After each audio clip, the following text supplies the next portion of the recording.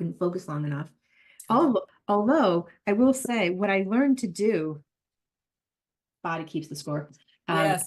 I learned to tab books Mhm. because this sort of ADD happened that Yeah. I didn't have before, that now when I read, I tab a paragraph so that if I lose track of where I am, I just go back and read the last 3 tabs instead of the last 6 pages. It's like, oh yeah, now I know where I am. Continue. Which almost pops up as an issue. I can't focus, but then we learn it's a superpower. I can actually hyper focus in on. I love that. I was actually introduced to the body keeps the score by my therapist, and just mind blowing.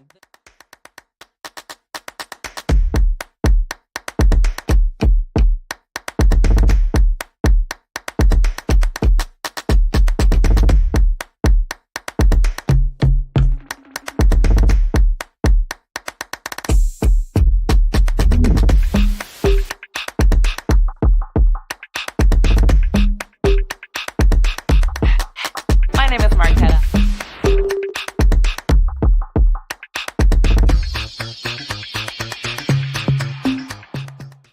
Welcome to She Served Sheroes podcast. We are so excited today to have Annie Emprima-Martin, metaphysician, veteran. We are so excited to speak with you. How are you doing, Annie? I'm good. Now, I definitely can't match your own introduction. We're going to get back into the very beginning, but could you just give us a brief intro of yourself? I'm an Army vet. I deployed in 2016 to the Middle East with the Nevada National Guard. I'm a mom. I work in metaphysics, trying to bridge that gap between psychology and the invisible energetic world that also exists beyond our visual reality. Yes, awesome. So I definitely want to hear all about what you're doing today. We want to hear about your personal healing journey, and then also the work that you're doing to help enlighten and heal others as well. But I love to start all the way back at the beginning with how we got to where we are today with why did you sign the dotted line? What made you join the military? Oh, it's an interesting question, and it's a question that keeps evolving because I can only answer it from the perspective I am at the time that I'm asked the question. So when I joined in 2008, my drill sergeants went around and asked, and I responded that it had a lot to do with 9/11 and feeling like I didn't have the ability to be of service or of help. It was a very helpless feeling, and I didn't want to be in that space. But then if someone asked me midway through my time, I would say it was for the $20,000 sign-on bonus and the income that my family needed because of the time. This is during the housing crisis and stuff. But looking back now, this many years later, my answer is different. My answer is I joined the military because I had a much greater mission in this lifetime and a bigger purpose to serve. And the military paid me to train in preparation for the mission that I'm on now. That's awesome. That is awesome.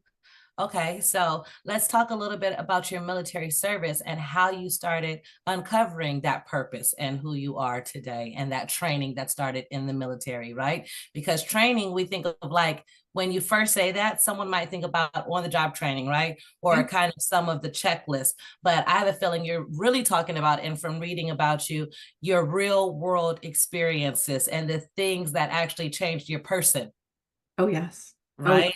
deeply. So let's hear about that for sure. There were small incidental stories, and I wrote a book. I actually have the book open in front of me. I wrote a book about this wild journey I'm on. And in the military, it was really the small pieces leading up to the deployment in 2016. Because Okay. we were going to Kuwait. That was the home base. I was going to be um, traveling to different countries from Kuwait to Iraq, Jordan, Qatar to monitor money as a commodity on the battlefield. So the day I landed in Kuwait, I felt things on my skin and I brushed it off, Oh, it must be that it's an Islamic country, and that must be what it feels like to have prayer in the air. I didn't, my brain wanted to fill in a blank, so I filled in the blank. But then I started to evolve that and think, okay, maybe it's the burning oil because we would have beige, the air would be beige. I don't know how to explain that to someone who's never seen beige air. Burning oil, pollution in the air, it was beige, it was tan, this air. I thought, okay, maybe that's what I'm feeling, the chemicals in the air. But as that deployment unfolded, I felt these hands, and I can't explain it. It's sort of a spiritual awakening period. And when you're in the middle of a spiritual awakening on deployment, that is not the time to go to the chaplain or the mental health professional because it does not translate well to non-spiritual people. So I'm having these events happen on this deployment where I would be in the chow hall, and the way it's split is you have all the buffets, and then you have to choose, do you veer to the left to go to the left side of the chow hall or to the right to go to the right side of the chow hall? And that was zone 6 in Camp Arif John. And I would feel these hands, these giant hands, grab my shoulders and just move me like an adult might nudge their child to go say hi to a family member, or to put the dishes in the sink, like Right. move them along. And I'm talking in my head and I'm having these experiences and I'm not sharing with anyone because I know it sounds crazy. And the push would go away as soon as I went to that one side of the chow hall. My friends are on the other side. And then I would see a soldier sitting by themselves. And I'm like, okay, I'm going to be the awkward older soldier that's just going to sit down next to this younger male or the younger female and have really awkward conversation. And that's what we did. And that happened many times where there would be this feeling of don't let that person be alone. Don't let that person be alone. And it was this rumble that was so loud that on the outside might have looked obsessive. It might have looked bizarre, interpreted very differently. But it was such a loud voice.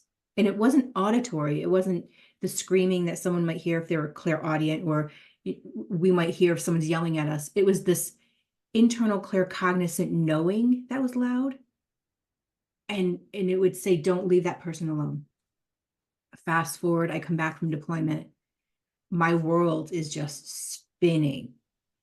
I came back with PTSD. I came back with physical injuries. Things happened.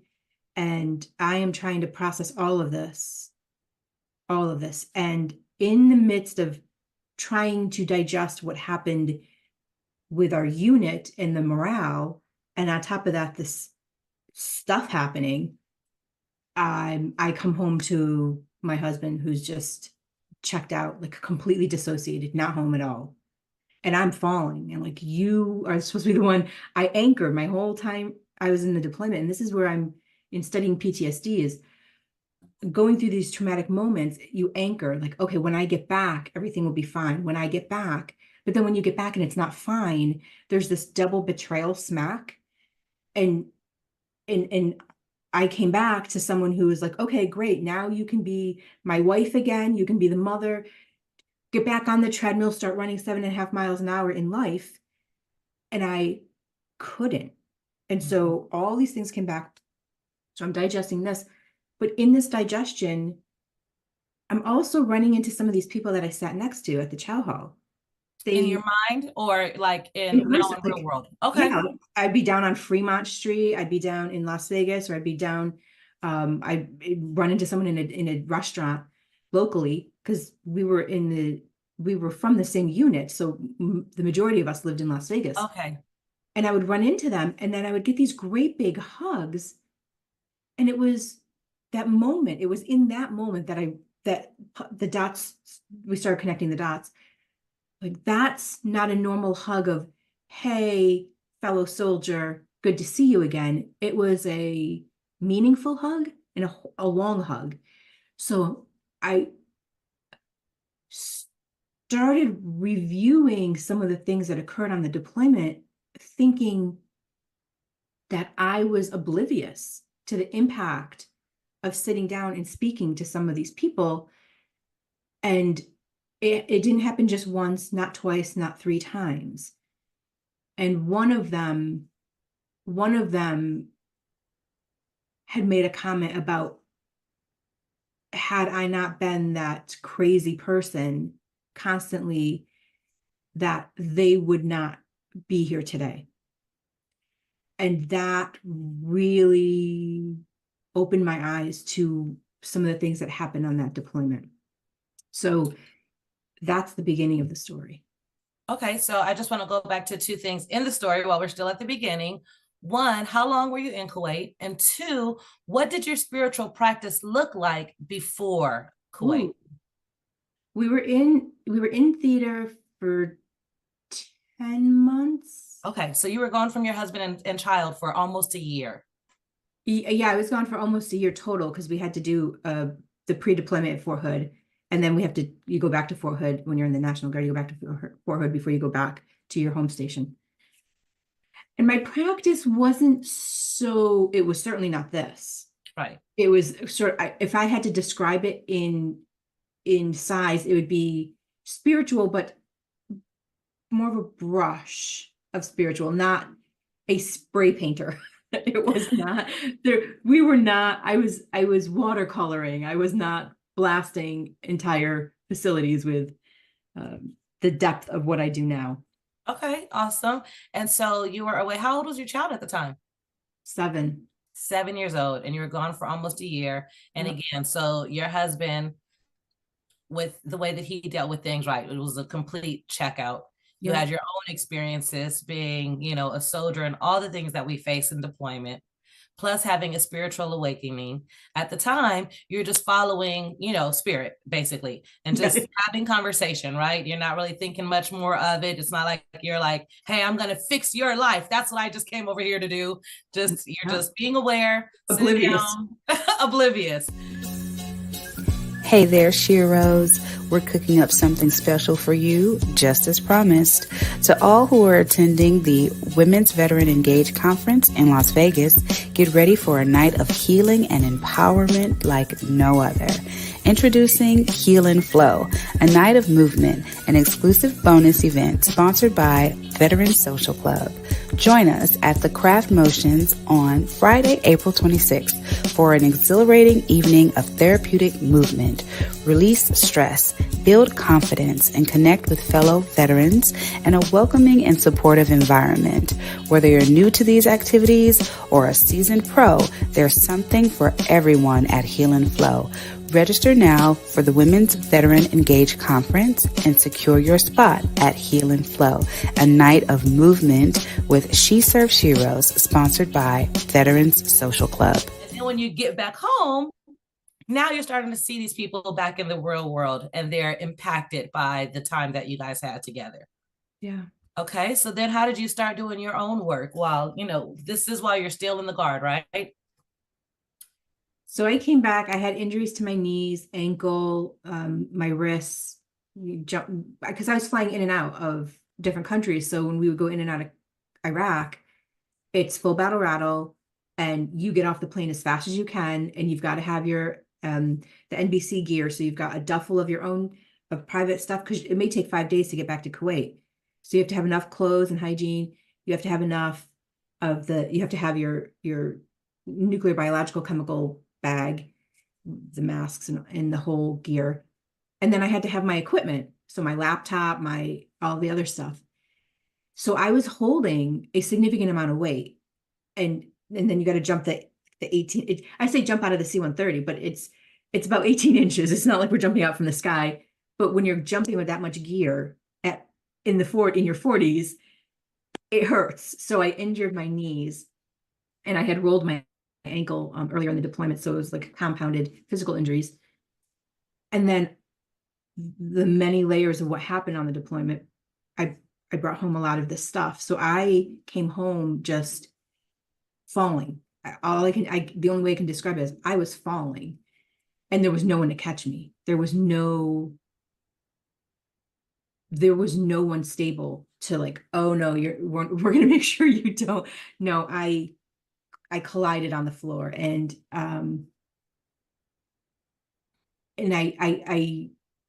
tried to keep up at the treadmill speed that I left at. be an entrepreneur and be a mom and be a wife, and none of that. All of those spokes were broken, all of those spokes. So there was a point where I was climbing up the stairs in my house, and we had just built this house. It was I don't even think I had lived in it for a year total between moving in, deploying, and coming back. I got to the top of the stairs, and I was hobbling because my right knee was just not good. And I tripped over my own feet. I fell to the ground. Mm. In that moment, I realized I didn't have enough energy to stand up, physical energy. I was emotionally depleted, mentally depleted, physically depleted, spiritually depleted. And I emphasize this, that it wasn't that I wanted to be unalive. It was that there was nothing left in my battery. I was depleted. And I realized that in that moment when I tripped and I fell, that there was nothing left in me to take another move. There was, all I could do was just sit there like a rock. I couldn't, and I just started bawling and crying and like yelling up into the sky. And there are not a lot of moments where, dear God moments, like where I was like, dear God, I need help right now. That was one of them. And this voice came in, and this was the beginning. So I didn't really understand what I know now in metaphysics. This voice came in and said, we've been waiting for you to let go. And that was such a pivotal aha moment. In the months following, I had asked for a divorce, never expecting the depth of spitefulness that would come from my husband, and the degree of experiences that came from that. And I walked away from the house, our brand new house. I moved the house that I'm in now, and I had to rebuild my life. I had to start. I had no job. I couldn't work. I'm moving through PTSD, and I didn't understand what PTSD was before, but I couldn't formulate an email in 2017. I couldn't put an email together because I couldn't concentrate for more than 6 minutes.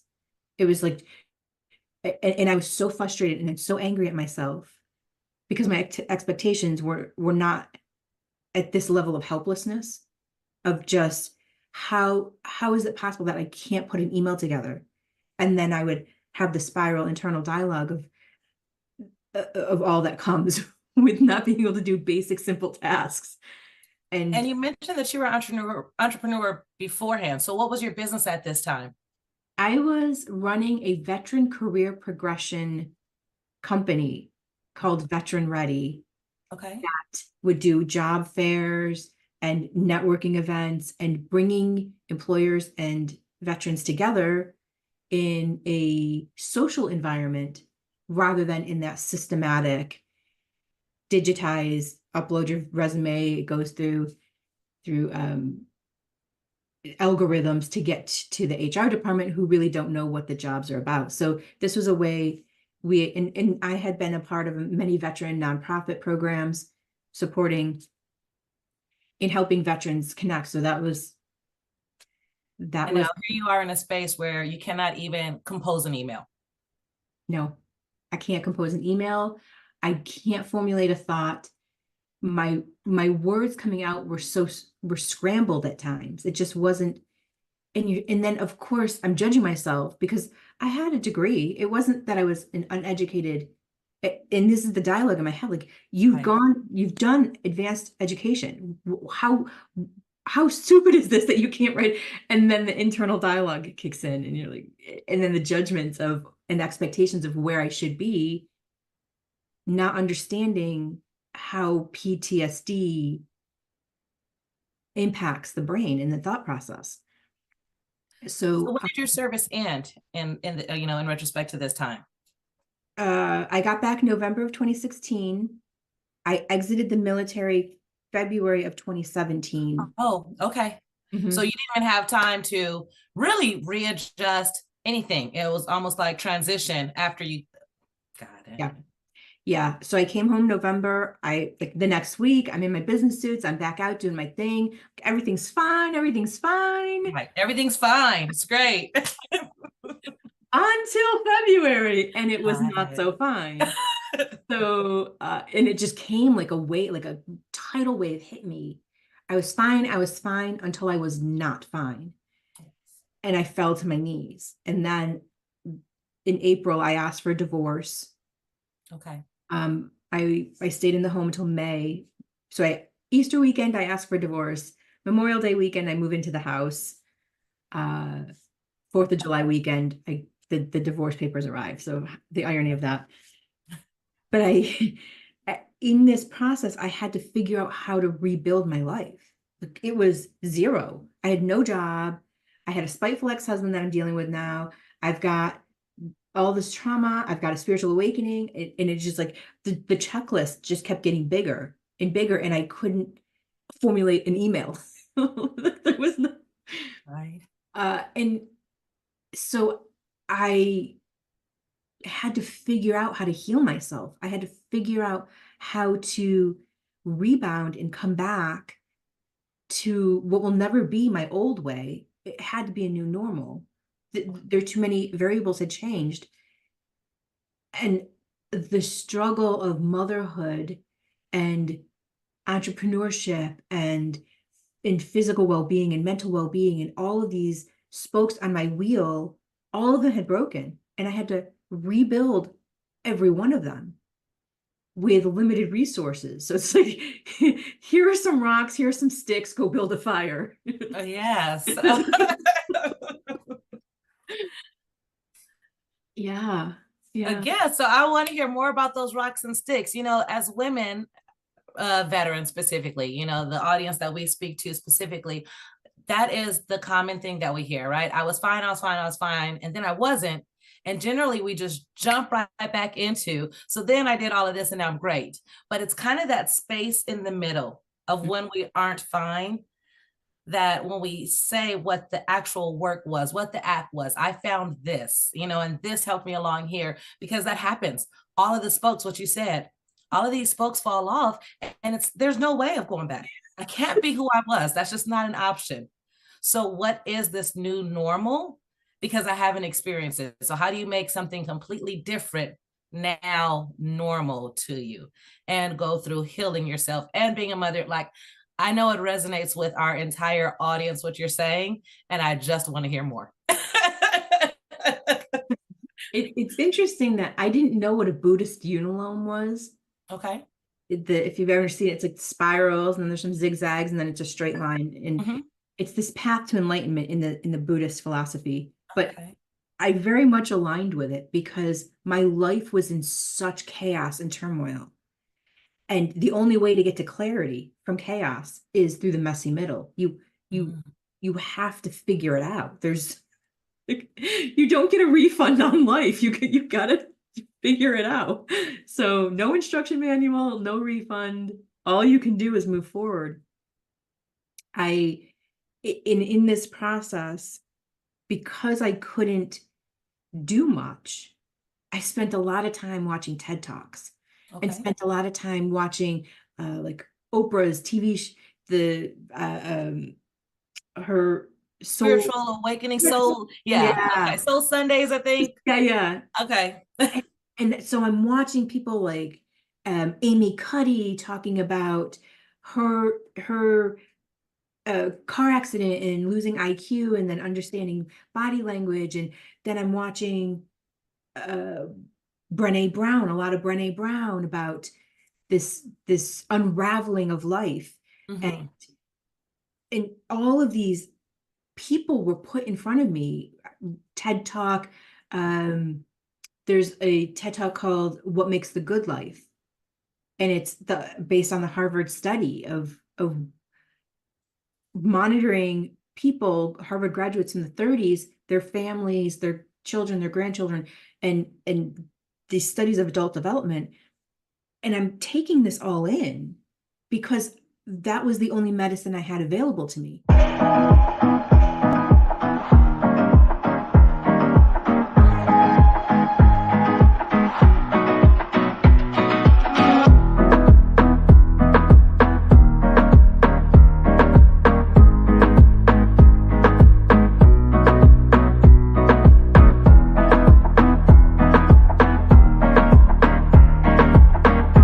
To help me heal.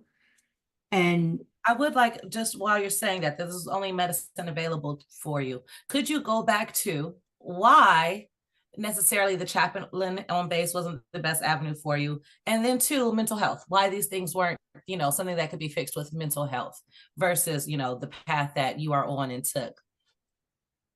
I couldn't go to the chaplain because I was hearing voices, I was feeling energies, I was knowing things. And that can very easily be interpreted as schizophrenic or dissociative identity. It can be misinterpreted as many things.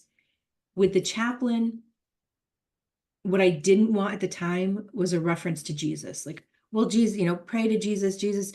And I'm like, that's not what's happening here. This is not Jesus talking to me. Like, I don't know yet who this is, but this is not Jesus. So I didn't want to open that up and have the stigma at the time, because I was not Christian. For me to share something, the response back would have been not what I needed in the moment. Got it. So that's very one way of thinking, kind of mental health as well. One way of thinking. And mental health, there's no way you tell someone that you're hearing voices that you are not going back to psych eval. You don't think that'll work out well? No. Now, normally I would be an advocate and say, okay, if things are really difficult on a deployment, you absolutely have to have your spiritual, religious, and mental health support. But I knew in this moment I was the exception to that rule. And it sounds like you knew you had to do some internal one-on-one work. Yeah. Where a lot of times we're kind of reaching out, but not really embracing the power within. Mm-hmm. Okay. And how do I say, oh yeah, I'm hearing my imaginary friends from when I was 3 years old. I know they're my imaginary friends, right? Like, that just doesn't translate on a deployment. It doesn't. Right.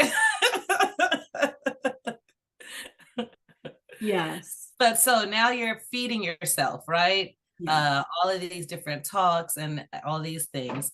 And how did that start to open you up, or how did you now start to go down this other path, or the path that you're on now, not other path? I want to add a little bit of an alibi before I answer that. Okay. When I say this was my only medicine, when I was going to the VA, and I still had TRICARE at the time, so it was, okay, let's give you some medicine. Let's give you physical prescription for your physical pain. But what I was having was emotional pain, and there's no emotional prescription for anger. There's antidepressants, but I wasn't depressed. I had such deep internalized anger that it looked like depression. It presented as depression. It was not depression. I swallowed my anger instead of expressing it. Mm-hmm. Okay. So that also compounded Mm-hmm. the physical pain within me, the depth of betrayal of expecting my husband of 10 years to catch me, and he was busy in his own addictive state, being re-traumatized from his childhood situation. So I couldn't catch him, and he wasn't catching me. So there was a betrayal, there was an anger, there was all of these things that hit. The recovery process was taking in and watching a lot of these shows. I couldn't read books. I couldn't focus long enough. Although I will say, what I learned to do, body keeps the score. Yes. I learned to tab books because this sort of ADD happened that I didn't have before. That now when I read, I tab a paragraph so that if I lose track of where I am, I just go back and read the last 3 tabs instead of the last 6 pages. It's like, oh yeah, now I know where I am. Continue. Which almost pops up as an issue. I can't focus, but then we learn it's a superpower. I can actually hyper focus in on I love that. I was actually introduced to The Body Keeps the Score by my therapist, and just mind blowing. Some of the tools that I learned from there are just like how the body keeps the score, like that when you find illness in your body around the same time of year and you don't even realize it's grief showing Mhm. up as illness. So I'm sorry. Yeah, that was wonderful. Yeah. This is part of my awakening that's happening is, and what you don't see here, there's 20 books around me right now. In addition to the books, you see what Right. I had to figure out how to heal myself. And Mhm. then this metaphysical piece comes in of my friend who is an Army and Air Force veteran died in February of 2019. I'm sorry to hear that. And she was my closest friend in Vegas. It shook me. But at the same time, she was speaking to me, which had never happened in my life. So yet again, a new experience where she told me the color dress she wanted to be buried in. She told me, I'm at the funeral home with her family, and they said they were going to pick purple, lavender and white flowers. And she's like, no, not the white ones. The white ones will wilt, get the yellow ones. And I just spoke that as if it were my words, but she's in my head. She was with me in the back of the church during her service. And that was a new experience. That's different having that. And I was fine. Again, I'm fine until I'm not fine. So 6 weeks after her death, 6 weeks after her funeral, I'm going into what I think is cardiac arrest. It's just severe, intense chest pain, my neck, my back, my chest locked up. I couldn't move my head. My heart hurt. It hurt. I thought I was going into some sort of cardiac event, and go to the ER. And I have some, very interesting theatrical stories of going to the ER at the VA and then like getting dismissed. I was sent home the first time with 12 ibuprofen and a prescription for a urinary infection. I'm like, that's not what's happening. She's like, that's what happened. Like, this is not what's happening. The next day, I go back and like, oh, you have sinusitis. They did an MRI on my head. And then they sent me home. Like, that's not what's happening. Well, it turns out what I was experiencing was what they would classify as fibromyalgia. It was all of the grief of my life that got triggered by the passing of my friend. And it just hit my heart so deeply that I couldn't breathe. And it was this intense, sharp shooting pain. And it led me on this journey to understand grief and study grief and understand the emotional impact on our physical and mental well-being. And the voice came in again and said, this fibromyalgia that you are experiencing is for you to study, to learn, but not for you to keep. You need to figure this out, unravel this on your own, figure out how to solve this puzzle, but you are not meant to keep this. This is not what you are meant to experience for the rest of your life. Because that was what the doctor, you'll have this for the rest of your life and we'll manage this. No. So I then had to study, and sort of the comedy of this is that comes in, and then I keep getting these emails from this modality called quantum healing hypnosis technique. Okay. And QHHT is very metaphysical. So I had already read many of the books by the time these emails started coming in. Become a level 1 practitioner, become a level 1 practitioner. And I'm explain what that means, just for people who are not familiar with metaphysics. Can you just give us kind of a brief overview of what speaking to that and what level 1 practitioner is? So QHHT is taking hypnosis, what we would understand as traditional hypnosis, but using energy. So how we might understand Reiki or another energy modality for healing, we're taking the individual into a deep subconscious state beyond what a traditional a hypnotherapist would do. So it's not just talking to the mind, the I, it's going so deep that we're talking to the deep subconscious, the archival part of our brain, and we're talking to the we. So we speaks when the person is that deep, it's no longer I. The mind is put aside. And we're talking to the soul, the spirit, the higher self. It is a very deep state that allows us to go beyond this reality as we understand it. So for those that believe in a heaven and hell, beginning and end, birth, death, it's a little bit difficult for them to experience it at first because we might go into another lifetime, which may not be a part of the belief system. But the we starts telling us about these physical injuries from outside of this lifetime, or it'll talk about childhood traumas, and we're clearing things in a really deep state that is able to reprogram parts of the brain. And so as you're going through your own personal awakening and experiences in VA, you're also now getting the emails that's welcoming you to, okay. Yeah. And I had read the books because I had very, very interesting experiences the year prior. So this is 2019 now. 2018, I was working with a holistic psychotherapist that was helping veterans. And in working with her, strange things started happening. And I started explaining to her what happened in my deployment. She's like, oh yeah, you need to read these books. And these are very advanced books. These are not for the new viewer. These are books that are really going to move the fence line of the belief system. So not to change anyone's beliefs, just expand the fence line. So I had read the books by the time these emails come, and they keep coming, and I'm having this negotiation in my head of, if you really want me to do this, you need to make the price a lot lower. So Okay. they're like, easy, we got this. So 2 days later, this program now is 30% off for the 4th of July weekend. Okay. Like, all right, touche.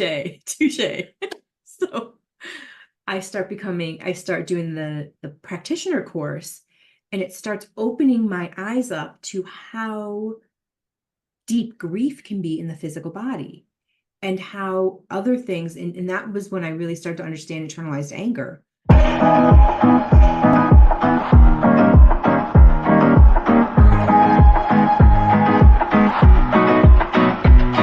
Is through other people, through the individuals that I was practicing on to get my practitioner certification, and what their we was saying back about what they were suffering from. So people that had celiac, I had one person that had celiac, and when the we was speaking, it was like, she doesn't have celiac. She's so inundated with stress that the body no longer knows how to do what it needs to do. If she eats more green vegetables, if she does this, then the body has the nutrients and the support it needs. And this is no longer a diagnosis for her. And I was like, whoa, oh, things that I didn't think were reversible are now presenting to be reversible. And she's eating bread now. She's been eating bread ever since we had that session, and no side effects, where before it would be these typical celiac side effects. And not to say that anyone viewing this episode, I don't want that to be the emphasis. It's just, these were the aha moments I was having. So, and the outcome may not be the same for everybody. So I'm going through all this, and I'm healing myself in learning all these modalities and watching the TED Talks and starting to put all this together. And then I started becoming a coach, because what else can I do? I can't go back to what I was. I don't know what else I'm good at. I have still moving through PTSD and trying to figure out how to work an 8-hour day. What else can I do but do what I know how to do in the moment? And that birthed what I am now. Awesome. So that is awesome. Okay. So that was pretty much 2019. Yeah. About right. So now thank you so much for sharing all of that. And I know we could talk about this forever, because I am just like, tell me more. But in the past 4 years, so how has your work affected, one, the veteran community? Do you like work with veterans specifically? And, so many of us are deployed. What are some tips, tools, resources, maybe books that you would refer to other veterans that may be having some of these experiences that feel like I have nowhere or no one to turn to? Because it's definitely not isolated, what you're speaking of, right? And that's the question I asked myself when I was deployed, is like, who do I go to outside? And no offense to any of the resources inside, because I was a yellow ribbon NCO. I was the one in charge of bringing the resources to the troops before they left and coming home. But I asked that question when I was deployed, is who do I go to talk about what's happening to me, that I can just say, this is what's going on. Can you help me understand this? So I became that. Yes. And for people that are on deployment, one, validating the emotions. That was because right, it's like, suck it up, get thicker skin. And especially with women, don't be emotional. Right. But in my observations of my deployment, I also saw men experiencing emotional events and not having, because of the bravado and the environment, not being able to be sad about the loss of a soldier on the battlefield, or to be sad. It's like, nope, we got the mission, keep going, but it has to go somewhere. And it builds into anxiety, or it builds into anger, and we get this outward anger of our leaders, or just poor decision making, because we're not expressing the emotions as leaders to our subordinates on deployment, to say, this is how I feel right now, and this is a valid emotion. It's okay for me to be angry. It's okay for me to say, I'm very sad by the events that just occurred, because it gives our subordinates permission to also be sad, because the opposite of being able to express our emotions is that we make poor decisions. We have marital affairs. We drive recklessly. We do things. We drink when we're not supposed to be drinking in a dry country. We do things because we're trying to find ways to numb the inability to express emotions. So whether it's journaling, whether it's finding an online community while someone's deployed, whether it's just finding a friend that won't judge and can hold space. And that was a huge thing. Even with the chaplains, they couldn't hold space for the depth of emotions I was experiencing. And when you can't hold space for someone, that individual's discomfort then became my problem too. It was like their discomfort of what I was saying. They didn't have the capacity to understand what was happening. So I couldn't take on yet another role of, now I have to adjust my emotions to make somebody else comfortable. I didn't want to do that. So with women and men, but women, that we need opportunities to express our emotions in a really healthy way, with the vaulted security of knowing it's not going to go anywhere other than where I left it. Yes. And that takes a lot of power and strength in a leader or in friendships on deployment to be able to hold space for an individual. Can you talk to us a bit about what your program specifically looks like, so that, someone who may not be as familiar with what you're talking about, but resonates with what you've been through, could more understand about holding the space and being in, facilitated, if you would, by someone like yourself? In coaching, when I'm in the coaching capacity, if someone is talking about shame, I can sit in shame with them. Being in shame does not make me uncomfortable. So for someone to sit in shame and to know it's safe to sit in shame, because society doesn't let people sit in shame, but they will impose shame on you, shame on you, shame on you. But then it's like, okay, what am I supposed to do with this? Right. And be on an island by myself with shame. So I can sit with people in shame. And that's powerful, for people to know that it's safe to sit and speak. And I find that it's usually moral injuries. If we look at the 10 commandments, thou shalt not kill, in whatever birth, death capacity that definition means, that if we had to make decisions in our life whether on the battlefield or off the battlefield, that conflicted with our moral laws, we then have soul injuries. And for people to be able to sit in the discomfort and allow me to sit with them, to understand that that is a subjective view. That when we are talking to God or the universe or source or whatever our religious belief includes, there is no judgment at that level. It's understanding that none of us make decisions haphazardly without taking on a consequence. And so to sit in the shame with someone and to let them express that shame, it helps them clear the shame, and then shame converts to guilt. And then we can sit in guilt, and then guilt can convert to grief, and then grief will convert to anger, and then anger can convert to neutrality and acceptance, and then we can get to gratitude and love and joy.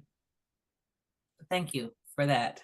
That is awesome and very just clear on laying it out, because we often do get stuck sitting in one space. And then when you were talking about the subjectiveness of it, it made me also think about the Four Agreements, that book. That's one that I like to read almost annually. I just can't get enough of it because, right, we fall into these agreements that we've made with ourselves all of the time. And we're our own prosecutor, our own judge. Ooh. Yeah. Right? And then we're sitting in this misery saying we don't know why the world is doing it to us, versus, right, realizing that we are the ones Yeah. saying, I can't do. Whew. Well, that's powerful, Annie. I really love the work that you are doing. So how would someone find you and get in touch with you to connect with you about the work that you're doing? My website. My website is a great oneemprima.com, and it's spelled out ONE, the number one, and then my last name, first part of my last name, Emprima. Also TikTok. I do, but that's a little bit more metaphysical for people who are just walking into what I do. TikTok will be a little bit edgy, but I do live demonstrations for people to come up at a discounted rate in exchange for letting other people witness the demonstration. And there's social proof on my YouTube channel as well. Okay, so your TikTok and YouTube channel, both One Emprima as well? Yeah. Awesome. And what about veteran specific? Do you do work with veterans? I know it's all encompassing, but is there anything like directly veteran that you want to speak to?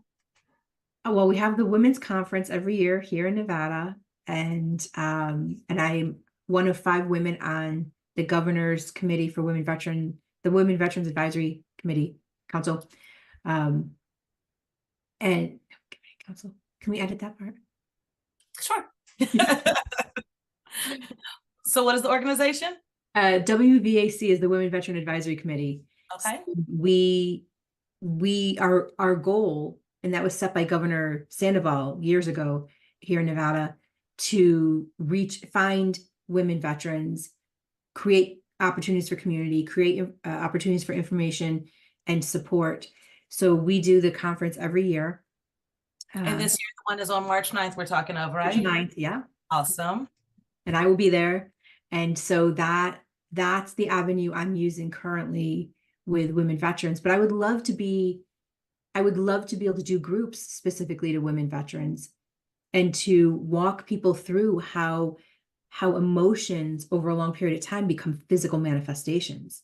They become the arthritis, they become the knee problems, they become joint pain, they become fibromyalgia and phantom headaches. I would love to have a group setting with just women veterans, because we are very unique in our experiences and our struggles, way more so than the average female.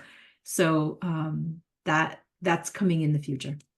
Okay, so just a little bit more while you spoke on that, the Women Veteran Advisory Council for the state of Nevada. So if I was a woman that was new to the state of Nevada and I'm looking to get more into the veteran community, what would I do to reach out to the Women Veteran Advisory Council or Committee? I'm sorry. Yeah, WVAC.